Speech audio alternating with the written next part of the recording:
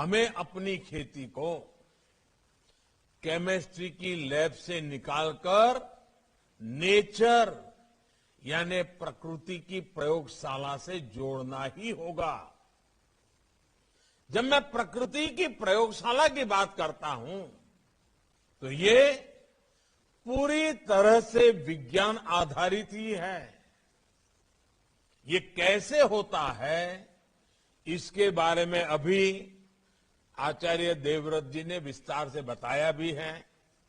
हमने एक छोटी सी फिल्म में भी देखा है और जैसे उन्होंने कहा उनकी किताब प्राप्त कर करके भी YouTube पर आचार्य देवव्रत जी के नाम से ढूंढेंगे तो उनके भाषण भी मिल जाएंगे। जो ताकत खाद में है, फर्टिलाइजर में है, वो बीज, वो तत्व प्रकृति में भी मौजूद है। हमें बस उन जीवाणुओं की मात्रा धरती में बढ़ानी है, जो उसकी उपजाऊ शक्ति को बढ़ाना है। कई एक्सपर्ट्स कहते हैं कि इसमें देसी गायों की भी अहम भूमिका है।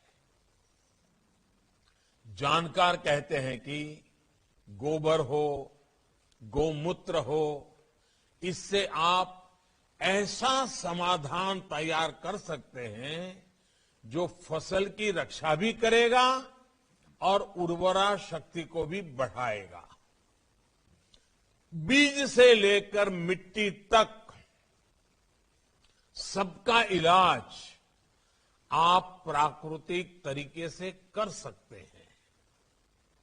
इस खेती में ना तो खाद पर खर्च करना है, ना कीटनाशक पर। इसमें सिंचाई की आवश्यकता भी कम होती है और बाढ़ सूखे से निपटने में भी ये सक्षम होती है। चाहे कम सिंचाई वाली जमीन हो या फिर अधिक पानी वाली भूमि, प्राकृतिक खेती से किसान साल में कई फसलें ले सकता है। यही नहीं, जो गेहूं, धान, दाल या जो भी खेत से कचरा निकलता है, जो पराली निकलती है, उसका भी इसमें सदुपयोग किया जाता है। यानी कम लागत, ज्यादा मुनाफा। यही तो प्राकृतिक खेती है। साथियों, आज दुनिया जितना आधुनिक हो रही है उतना ही बैक टू बेसिक की ओर बढ़ रही है। इस बैक टू बेसिक का मतलब क्या है? इसका मतलब है अपनी जड़ों से जुड़ना। इस बात को आप सब किसान साथियों से बेहतर कौन समझता है? हम जितना जड़ों को सींचते हैं उतना ही पौधे का विकास होता है। भारत तो एक कृषि प्रधान देश है। खेती किसानी के इर्द गिर्द ही हमारा समाज विकसित हुआ है, परंपराएं पोषित हुई है, पर्व त्योहार बने हैं। यहां देश के कोने कोने से किसान साथी जुड़े हैं।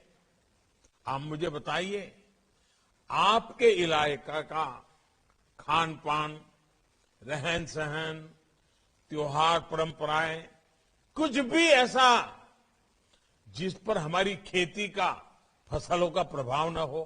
कुछ भी नहीं है। जब हमारी सभ्यता किसानी के साथ इतना फली फूली है तो कृषि को लेकर हमारा ज्ञान विज्ञान को कितना समृद्ध रहा होगा, कितना वैज्ञानिक रहा होगा। इसलिए भाइयों बहनों, आज जब दुनिया ऑर्गेनिक की बात करती है, नेचुरल की बात करती है, आज जब बैक टू बेसिक की बात होती है तो उसकी जड़ें भारत से जुड़ती दिखाई पड़ती हैं। साथियों, यहां पर कृषि से जुड़े कई विद्वान लोग उपस्थित हैं जिन्होंने इस विषय पर व्यापक शोध किया है। आप लोग जानते ही हैं, हमारे यहां ऋग्वेद और अथर्ववेद से लेकर हमारे पुराणों तक कृषि, पाराशर और काश्यपीय कृषि सूक्त जैसे प्राचीन ग्रंथों तक और दक्षिण में तमिलनाडु के संत तिरुवल्लुवर जी से लेकर उत्तर में कृषक कवि घाघ तक हमारी कृषि पर कितनी बारीकियों से शोध हुआ है। जैसे एक श्लोक है, गोहितः क्षेत्रगामी च कालजो बीज तत्परः, कालज्ञो बीज तत्परः, वितंद्रः सर्वशास्त्राढ्य कृषको न अवसीदति। अर्थात जो गोधन का, पशुधन का हित जानता हो, मौसम समय के बारे में जानता हो, बीज के बारे में जानकारी रखता हो और आलस न करता हो, ऐसा किसान कभी परेशान नहीं हो सकता, गरीब नहीं हो सकता। ये एक श्लोक नेचुरल फार्मिंग का सूत्र भी है और नेचुरल फार्मिंग की ताकत भी बताता है। इसमें जितनी भी संसाधनों का जिक्र है, सारे प्राकृतिक रूप से उपलब्ध हैं। इसी तरह कैसे मिट्टी को उर्वरा बनाएं, कब कौन सी फसल में पानी लगाएं, कैसे पानी बचाएं, इसके कितने ही सूत्र दिए गए हैं। एक और बड़ा प्रचलित श्लोक है, नैऋत्यार्थ ही धान्यानाम जलम भाद्रे विमोचयते, मूलम मात्र तो संस्थाप्य कार्य जज मोक्षणम। यानी फसल को बीमारी से बचाकर पुष्ट करने के लिए भादों के महीने में पानी को निकाल देना चाहिए। केवल जड़ों के लिए ही पानी खेत में रहना चाहिए। इसी तरह कवि घाघ ने भी लिखा है, गेहूं बाहें, चना दलाएं, धान गाहें, मक्का निराएं, उख कसाएं। यानी खूब वाह करने से गेहूं, खोंटने से चना, बार बार पानी मिलने से धान, निराने से मक्का और पानी में छोड़कर बाद में गंगा बोने से उसकी फसल अच्छी होती है।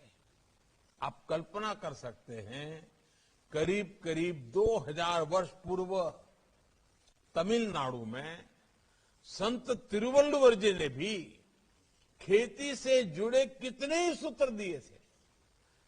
उन्होंने कहा था, तोड़ी पुडुड़ी कच्छचा उणक्किन पीड़ी थेरुवम बेंडादू सालप पड़ुम। अर्थात if the land is dried so as to reduce 1 ounce of earth to quarter, it will grow plentifully even without a handful of manure. साथियों, कृषि से जुड़े हमारे इस प्राचीन ज्ञान को हमें न सिर्फ फिर से सीखने की जरूरत है, बल्कि उसे आधुनिक समय के हिसाब में तराशने की भी जरूरत है। इस दिशा में हमें नए सिरे से शोध करने होंगे, प्राचीन ज्ञान को आधुनिक वैज्ञानिक फ्रेम में डालना होगा। इस दिशा में हमारे आईसीएआर जैसी संस्थानों की, कृषि विज्ञान केंद्रों, कृषि विश्वविद्यालयों की भूमिका बहुत बड़ी हो सकती है। हमें जानकारियों को केवल रिसर्च पेपर्स और थियरीज तक ही सीमित नहीं रखना है, हमें उसे एक प्रैक्टिकल सक्सेस से बदलना होगा। लैब टू लैंड, यही हमारी यात्रा होगी। इसकी शुरुआत भी हमारे ये संस्थान कर सकते हैं।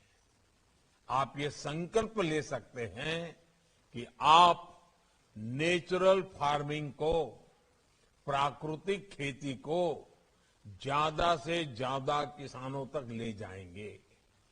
आप जब ये करके दिखाएंगे कि ये सफलता के साथ संभव है, तो सामान्य मानवी भी इससे जल्द से जल्द जुड़ेंगे। साथियों, नया सीखने के साथ हमें उन गलतियों को भुलाना भी पड़ेगा जो खेती के तौर तरीकों में आ गई है। जानकार ये बताते हैं कि खेत में आग लगाने से धरती अपनी उपजाऊ क्षमता खोती जाती है। हम देखते हैं कि जिस प्रकार मिट्टी को, और ये बात समझने जैसी है, जिस प्रकार मिट्टी को जब तपाया जाता है तो वो ईंट का रूप ले लेती है और वो ईंट इतनी मजबूत बन जाती है कि इमारत बन जाती है। लेकिन फसल के अवशेषों को जलाने की हमारी यहां परंपरा सी पड़ गई है। पता है कि मिट्टी तपती है तो ईंट बन जाती है, फिर भी हम मिट्टी तपाते रहते हैं। इसी तरह एक भ्रम ये भी पैदा हो गया है कि बिना केमिकल के फसल अच्छी होगी ही नहीं, जबकि सच्चाई इसके बिल्कुल उलट है। पहले केमिकल नहीं होते थे, लेकिन फसल अच्छी होती थी। मानवता के विकास का इतिहास इसका साक्षी है। तमाम चुनौतियों के बावजूद कृषि युग में मानवता सबसे तेजी से फली फूली आगे बढ़ी, क्योंकि तब सही तरीके से प्राकृतिक खेती की जाती थी। लगातार लोग सीखते थे। आज औद्योगिक युग में तो हमारे पास टेक्नोलॉजी की ताकत है, कितने साधन हैं, मौसम की भी जानकारी है। अब तो हम किसान मिलकर के एक नया इतिहास बना सकते हैं। दुनिया जो ग्लोबल वार्मिंग को लेकर के परेशान है, उसका रास्ता खोजने में भारत का किसान अपनी परंपरागत ज्ञान के द्वारा उपाय दे सकता है। हम मिलकर के कुछ कर सकते हैं।